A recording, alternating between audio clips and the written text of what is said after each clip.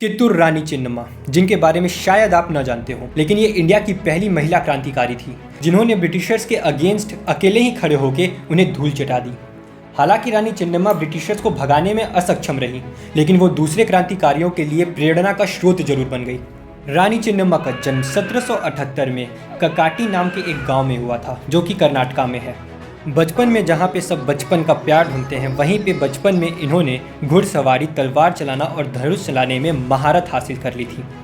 15 साल की उम्र में इनकी शादी मलस राज देसाई से हो गई थी, जो कि कित्तूर के राजा थे। लेकिन इनकी शादीशुदा लाइफ उतनी अच्छी रही नहीं। 1816 में ही इनके पति का देहांत हो गया और 1824 में इनका एक लौता बेटा भी मारा गया, जिसके बाद रानी चिन्नम्मा अकेले बच गई। इस वक्त पर ब्रिटिशर्स इंडिया में आके अपने आप को सुप्रीम बताना शुरू कर देते हैं और कित्तूर राज्य को हड़पने के लिए कानून बनाते हैं, जिस कानून के हिसाब से कित्तूर का कोई आदमी किसी को एडॉप्ट नहीं कर सकता।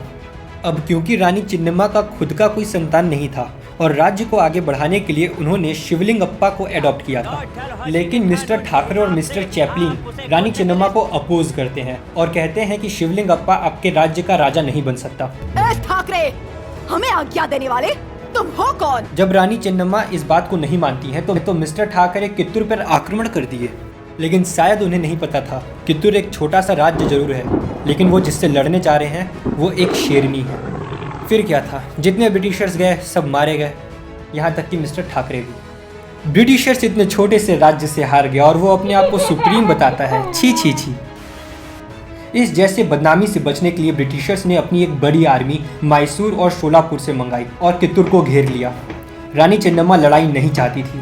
उन्होंने लड़ाई को रोकने का पूरा प्रयास किया, लेकिन कोई फायदा नहीं हुआ और फाइनली रानी चिन्नम्मा को युद्ध लड़ना पड़ा। लेकिन वो कहावत है ना, हमें तो अपनों ने लूटा, गैरों में कहाँ दम था। ऐसा ही हुआ कुछ यहाँ पर। जब कित्तूर ब्रिटिशर्स का बहुत ही बहादुरी से सामना कर रहा था, तभी कुछ देशद्रोह लोग ने, जो कि ब्रिटिशर्स के साथ मिल चुके थे, उन्होंने तोप के बारूद में मिट्टी और गोबर मिला दिया, जिसकी वजह से तोप सही समय पे काम ही नहीं आया और युद्ध के 12वें दिन पर कित्तूर हार गया।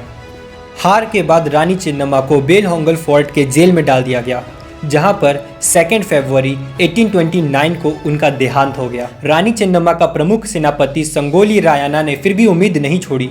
अगला वीडियो इनके ऊपर। ठीक है, मैं मान गया कि रानी चिन्नम्मा ब्रिटिशर्स के अगेंस्ट जीत नहीं पाई, लेकिन उन्होंने अपने देशवासियों का दिल जरूर जीत लिया। कित्तूर रानी चिन्नम्मा ने अपना नाम इतिहास के पन्नों में दर्ज करा लिया, लेकिन वो इतिहास के पन्ने आज फीके पड़ चुके हैं।